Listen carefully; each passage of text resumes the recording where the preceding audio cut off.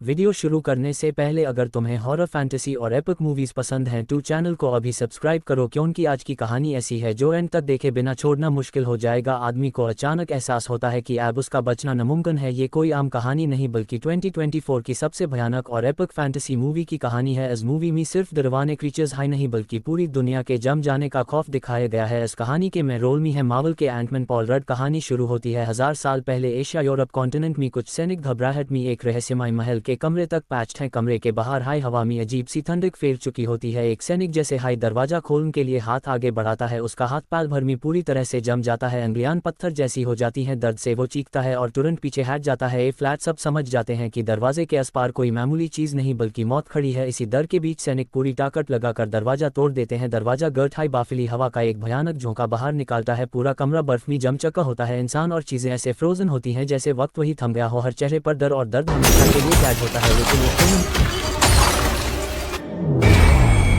कहानी सीधा 1000 साल बाद आज के न्यूयॉर्क में पहुंच जाती है। एक अजीब सी का तेज रफ्तार से सड़क पर दौड़ रही होती है। सब कुछ नॉर्मल लगता है, लेकिन अचानक सड़क के नीचे से मैनहोल कवर जोर जोर से हिलने लगते हैं। एक तेज धमाका होता है और एक मैनहोल फट जाता है। बर्फ और पानी के बीच से एक उड़ता हुआ आइस वाटर ड्रैगन बाहर निकालता है। उसकी भयानक आवाज पूरी स्ट्रीट को हिला देती है। लोग इधर उधर जान बचकर भागने लगते हैं। कार रुकते हाई फीबी बिना डरे बाहर निकालती है। वो तुरंत लाइट गन से अटैक करती है। ड्रोन और रिमोट कंट्रोल कार्स ड्रैगन को चारों तरफ से घेर लेते हैं। ड्रैगन चीखता है, अडैप्टर है और आखिरकार पकड़ लिया जाता है। मिशन सफल लगता है, लेकिन ड्राइवर का ध्यान सड़क से हट जाता है, का कंट्रोल से बाहर हो जाती है और एक बड़ा एक्सीडेंट हो जाता है। अगली सुबह पूरी टीम मीडिया में आ जाती है। मेयर गस में आ जाता है। जैसे हाईयूज पता चलता है कि टीम में एक अंडरएज लड़की भी काम कर रही है। वो तुरंत ऑर्डर देता है कि फीबी अब घोस्ट हंटिंग नहीं करेगी। टीम मजबूरी में ये फैसला मान लेती है। वो रोज पकड़े गए घोस्ट्स को प्रोटॉन कंटेनमेंट मशीन में बैंड करते हैं। मशीन के अंदर सैकड़ों आत्माएं चीखती रहती हैं। ये उनकी परमानेंट जेल होती है। लेकिन फीबी के लिए ये सब अचानक खत्म हो जाता है। इसी बीच पास की एंटीक शॉप में वही पुराना टैम्बे का गोला लाया जाता है। जैसे हाई उसकी टेस्टिंग होती है, पूरा शॉप का टेम्परेचर तेजी से गिरने लगता है। शीशे जम जाते हैं। बाहर सड़क पर भी बर्फ फैलने लगती है। शॉप ओनर समझ जाता है कि ये कोई शुभ चीज नहीं है, इसलिए गोला हेडक्वार्टर्स ले जाया जाता है। जैसे हाई सोल एक्सट्रैक्शन मशीन चालू होती है, पूरी बिल्डिंग कान लगती है। घोस्ट प्रिजन में बैंड आत्माएं दीवानों की तरह दीवारों से टकराने लगती हैं। अलार्म्स बज उठते हैं और जैसे हाई कोई गोल को छूटा है, उसका हाथ बर्फ से कट जाता है। उसी पैल शहर में बाफिली ताकत और जायदा फैल जाती है। पुरानी किताबन से सच सामने आता है। इस टैम्बे के गोल के अंदर डेमन किंग गले का बैंड है। वो घोस्ट्स और स्पिरिट्स को अपना गुलाम बना सकता है, लेकिन वो इंसानों को कंट्रोल नहीं कर सकता। फीबी समझ जाती है कि सील तोड़ने के लिए इंसानी आवाज चाहिए। वो छुपकर रात में हेडक्वार्टर्स जाती है और एक खतरनाक मशीन चालू करती है जो आत्मा को शरीर से अलग कर देती है। उसकी सोल धीरे धीरे बॉडी से बाहर निकलने लगती है। कमरा बिल्कुल ठंडा और खामोश हो जाता है। ऐसा लगता है जैसे हवा भी चलना बैंड हो गई हो। मैंट्रा पदर जाता है और अचानक टैम्बे का गोला जोर से टूट जाता है। काला धुआं पूरे कमरे में फैल जाता है और अस धुएं के बीच से गलका आजाद हो जाता है। घोस्टबस्टर्स देखते हैं कि अब हर तरफ तबाही शुरू हो चुकी है। आत्माएं हर चीज को अपने बस में लेने लगती हैं। गार्डियन, मशीन्स, लाइट, सब कुछ खुद चलने लगता है। इसी बीच एक लड़का अपना पॉडकास्ट रेडियो ऑन कर देता है, लेकिन अगले हाई पैल कुछ लाल चमकती आत्माएं इस रेडियो को एक काले थैले में बैंड कर लेती हैं और यूज लेकर भाग निकालती हैं। घोस्टबस्टर्स तुरंत समझ जाते हैं कि गलका को रोकने का असली मंत्र उसी रेडियो के अंदर छुपा हुआ है, इसलिए बिना वक्त गवे सब लोग इस थैले का पीछा करते हैं। आखिरकार वो काला थैले एक जागे हुए शेर की पुतली के नीचे छुपा दिया जाता है। इसके बाद एक छोटी लड़की को दिखाया जाता है जो अपने एक भूत दोस्त के साथ धीरे धीरे बातें करती हुई घूम रही होती है। वो लड़की फिर से उसी खतरनाक मशीन का इस्तेमाल करती है और जैसे हाई उसकी आत्मा शरीर से बाहर निकालती है, उसके सामने खुद गलका नजर आता है। इसके बाद गलका अपने टूटे हुए सींगों को धीरे धीरे फिर से अपने सिर से जोड़ लेता है।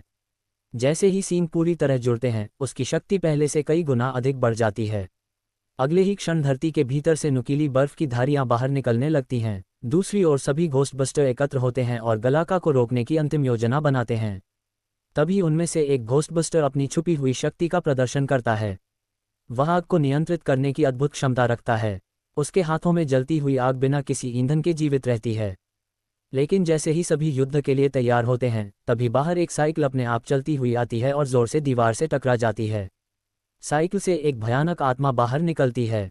वह बिजली की गति से हर वस्तु में प्रवेश करती हुई आगे बढ़ती है और कुछ ही पलों में घोस्टबस्टरों की विद्युत बंदूकों को अपने वश में कर लेती है। अगले ही क्षण वही हथियार घोस्टबस्टरों पर ही वार करने लगते हैं। फिर वह आत्मा एक पिज्जा के भीतर प्रवेश कर जाती है और उससे पहले कि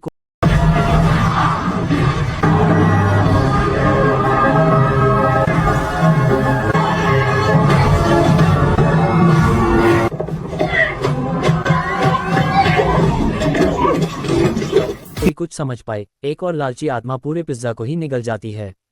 इसी बीच भूत बनी हुई लड़की दिखाई देती है, जो एक एक करके सभी आत्माओं को उनके बंधन से मुक्त कर देती है। तभी गलाका स्वयं वहां पहुंच जाता है। उसकी उपस्थिति मात्र से हवा जमने लगती है और वातावरण मृत्यु सा शांत हो जाता है। घोस्टबस्टरों का हर आक्रमण उस पर व्यर्थ सिद्ध होता है। आग को नियंत्रित करने वाला योद्धा अपना लाइटर जलाने का प्रयास करता है, लेकिन वह भी काम नहीं करता। गलाका धीरे धीरे आगे बढ़ता है और एक एक करके सभी घोस्टबस्टरों को बर्फ की मूर्तियों में बदल देता है। पूरा स्थान भयावह सन्नाटे में डूब जाता है। तभी छोटी लड़की अपने नए हथियार से गलाका पर हमला करती है। वह उसे कुछ कदम पीछे ढकेल देती है, लेकिन अधिक देर तक उसे रोक नहीं पाती। अंत में आत्मा बनी लड़की कांपते हुए हाथों से एक तीली जलाती है। आग का स्वामी उस छोटी सी लौ को अपनी शक्ति से जलती हुई अग्नि के गोलों में बदल देता है। वे अग्नि गोले हवा में घूमते हुए सीधे गलाका की ओर बढ़ते हैं। पहली बार गलाका की बर्फ पिघलने लगती है, उसके सीनों में दरारें पड़ जाती हैं और उसकी पीड़ा भरी चीख पूरे शहर में गूंज उठती है।